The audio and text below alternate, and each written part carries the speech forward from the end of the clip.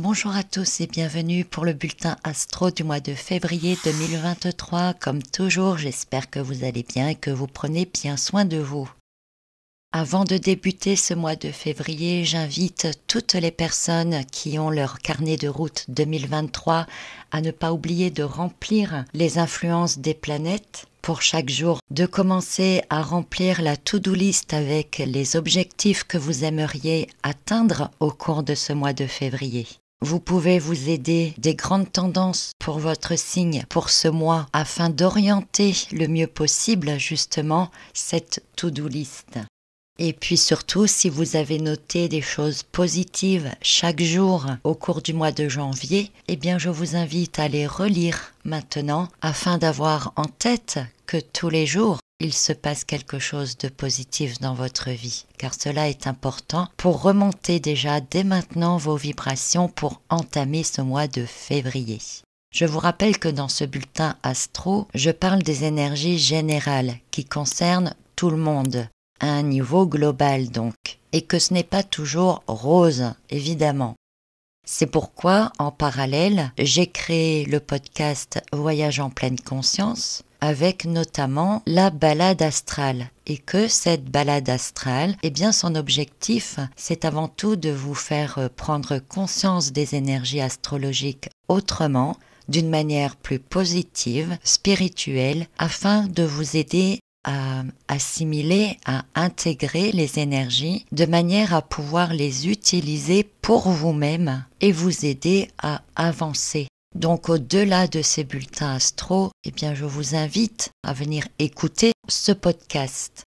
Au cours de ce mois de février, il y aura l'épisode sur la nouvelle lune, sur la pleine lune, sur la saison des poissons et peut-être sur d'autres événements astrologiques du mois d'ailleurs, si j'ai le temps évidemment d'enregistrer d'autres épisodes supplémentaires. Bien, alors passons à l'étude astrologique de ce mois de février 2023. Bien que ce mois de février et celui du mois de mars sont les mois les moins chargés en longue configuration astrologique, ils contiennent quand même d'importantes notions que nous allons donc explorer maintenant. Mars, comme vous le savez, à présent a repris sa marche directe dans le signe des Gémeaux au mois de janvier et il est actif, curieux, spontané. C'est une reprise en marche avant qui permet de foncer ou d'explorer, de découvrir des choses nouvelles. Et en ce mois de février, Mars poursuit son sextile avec Jupiter et enchaîne ensuite un carré avec Neptune. Et ce sont les configurations qui me paraissent les plus importantes et que je retiens particulièrement puisque ce carré entre Mars et Neptune va durer jusque fin mars. Ainsi donc, le mois de février se décompose en deux grandes parties. Dans la première partie du mois, Mars est toujours en sextile avec Jupiter. Dans le bulletin astro précédent, nous avions vu le démarrage rapide de l'entrée de Jupiter en Bélier, un peu comme si tout s'emballait soudainement, comme s'il n'y avait pas une minute à perdre.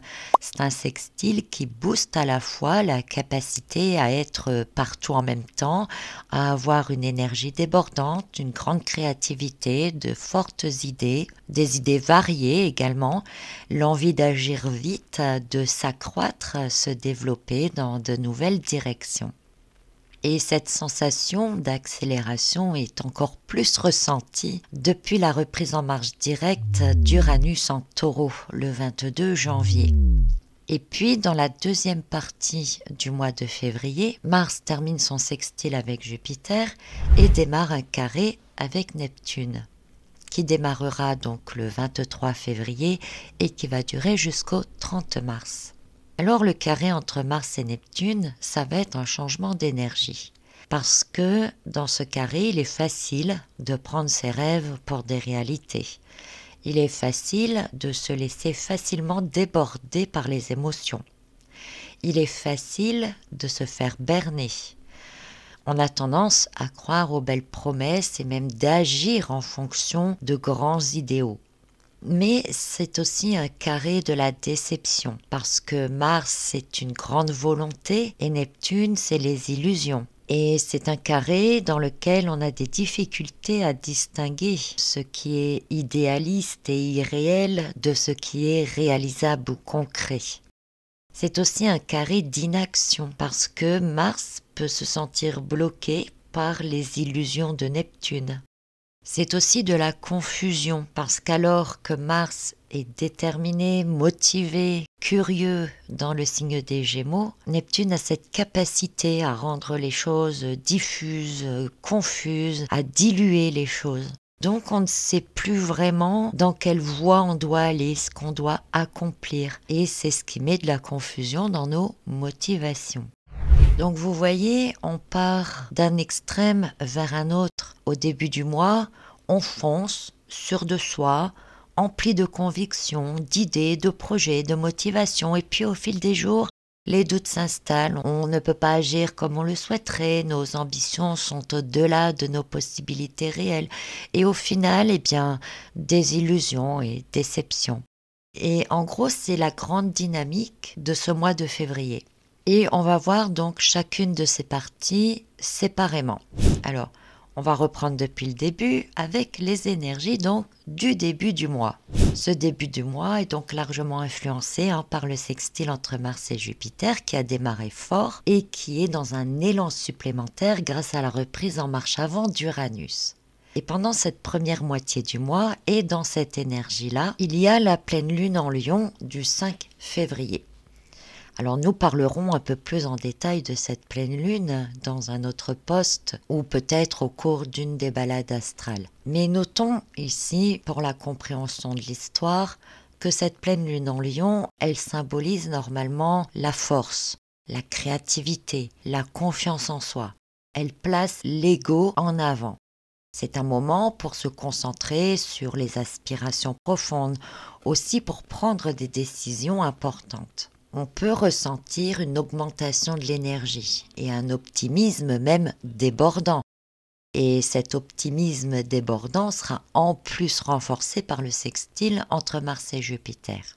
Mais cette merveilleuse pleine lune en Lion, elle se trouve opposée à Saturne et en carré avec Uranus.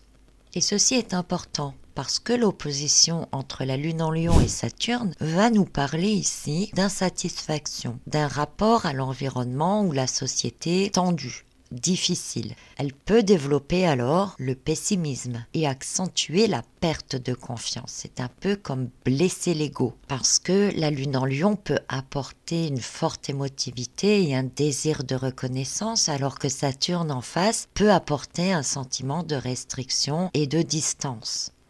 Quant à son carré avec Uranus, cela peut déclencher de la nervosité, de la difficulté à se maîtriser, des réactions spontanées. L'humeur est fluctuante, notamment à la suite d'événements soudains et inattendus qui viennent bousculer notre confort, nos habitudes. Et puis cette pleine lune rugissante, pleine de fierté, forte, contrariée par le pessimisme de Saturne en face de ses restrictions et obligations et prise dans les événements inattendus d'Uranus, se trouve en même temps en sextile avec Mars. Mars emballé par Jupiter, rappelez-vous, capable de réagir en tous sens, à tout moment, de manière franche, directe, peut-être de manière désordonnée, mais poussé par un idéal, par des convictions et qui donne encore plus de poids à cette nouvelle lune en Lion dont l'ego semble blessé.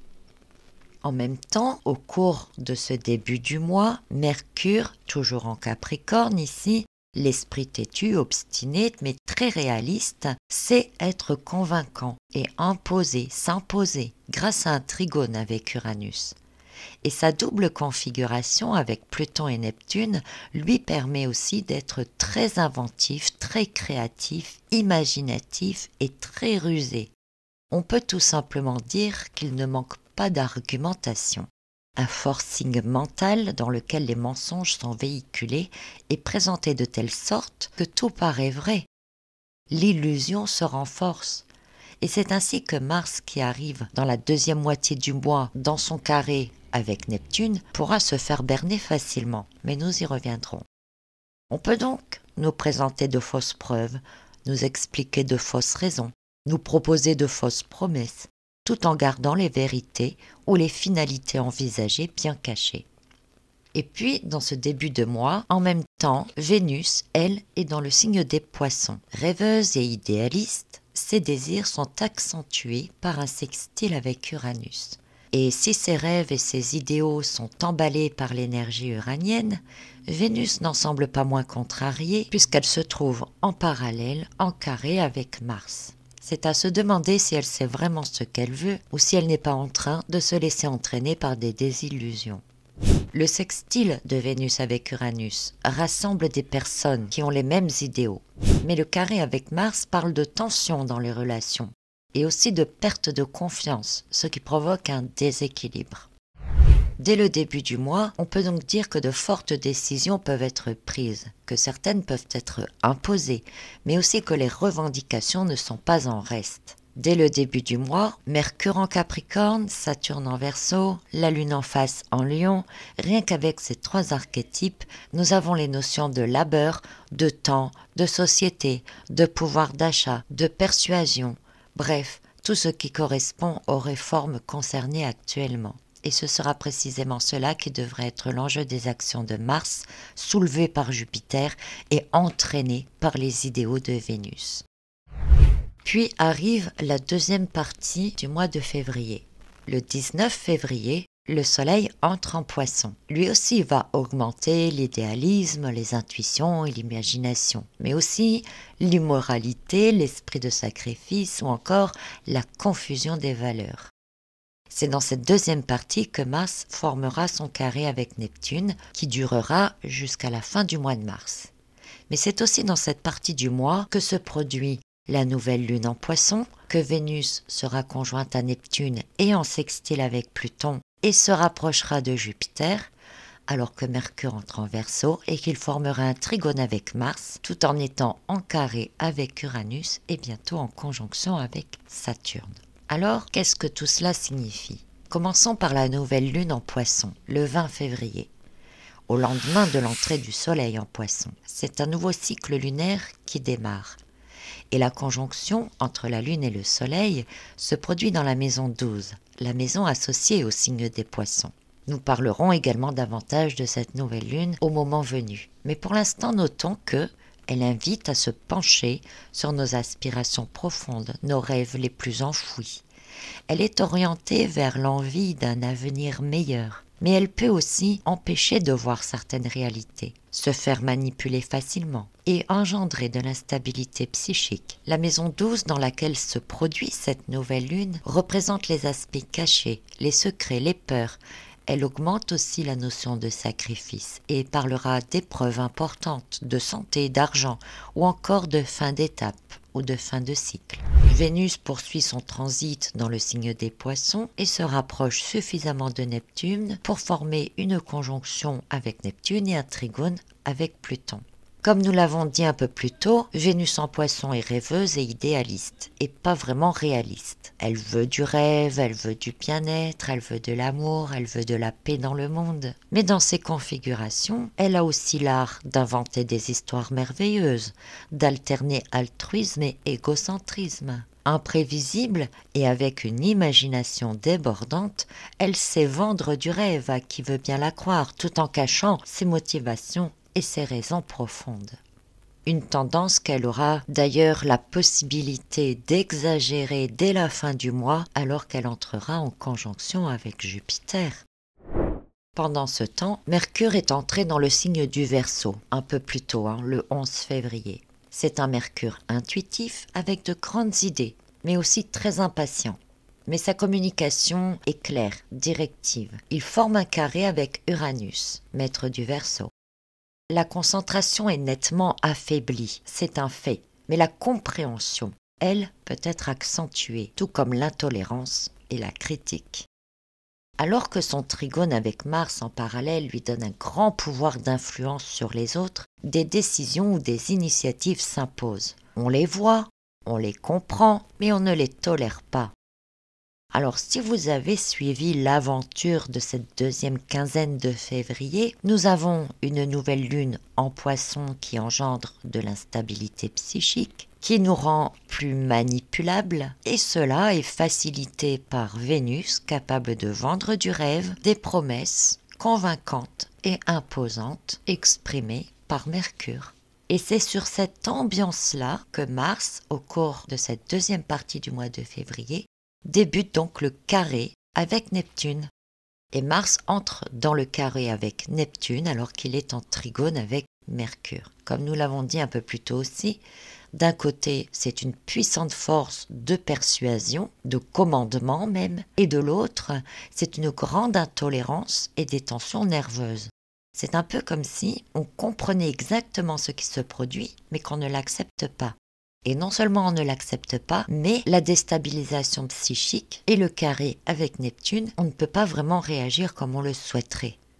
Au tout début de cette vidéo, je vous disais que la grande tendance du carré entre Mars et Neptune, c'est la désillusion, l'incertitude face aux actions à entreprendre, le fait de ne plus vraiment savoir ce qui est bien ou ce qui ne l'est pas. Et si vous avez un peu compris donc les énergies de la Lune, Vénus, Mercure, vous pouvez comprendre que si les discours sont vendeurs, alors ce Mars en carré avec Neptune pourrait succomber à l'illusion ou se sentir totalement coincé. En gros, on comprend qu'on se fait avoir. Donc il y a là une période de désorientation totale. Et il est vrai que à cette période-là, avec du rêve bien vendu, comprendre les choses en profondeur, ce n'est pas si facile que ça. Parce qu'en parallèle, des malentendus, des peurs créées, pas forcément fondées, des excès de zèle en tout genre pourraient entraîner des réactions spontanées. Mais ce rêve vendu pourrait en réalité n'être que des effets de distraction qui ne font qu'attiser l'illusion. Car je rappelle que Neptune, à ce moment-là, est tout à fait capable de créer de la confusion. Une confusion créée pour semer le désordre, pourquoi pas? Une confusion pour faire passer certaines lois, pourquoi pas? Les causes que nous sommes portés à défendre n'ont pas forcément l'origine ou la signification que l'on croit, ou celle que l'on nous montre. En fait, entre des actions rapides et fortement idéalisées par rapport à une réalité présentée, tout peut s'enchaîner avec la certitude et la croyance d'être dans le juste. C'est vraiment ce que l'on appelle une parfaite illusion. En plus, vers la fin du mois, toute fin du mois, alors que Mars est pris maintenant dans la toile de Neptune, j'imagine ici un insecte pris dans une toile d'araignée, j'aime pas les araignées, Mercure formera une conjonction avec Saturne. Et là, c'est un mental rigide, persuasif, et tout est présenté comme absolument réel, argumenté, tout est prouvé, et dans l'esprit de beaucoup, ça ne laisse pas vraiment la possibilité de douter ou de se rendre à l'évidence. Tout ce que l'on voit et tout ce que l'on nous dit, pour beaucoup, est vrai, donc on y croit. Cependant, j'aimerais juste attirer votre attention sur la signification du degré 23 des Poissons. Pourquoi ce degré? Eh bien parce que c'est sur le degré 23 que transite Neptune au cours de ce mois de février. Selon Jean Duze, il y a deux interprétations. C'est aux heures noires de la nuit que le danger rôde.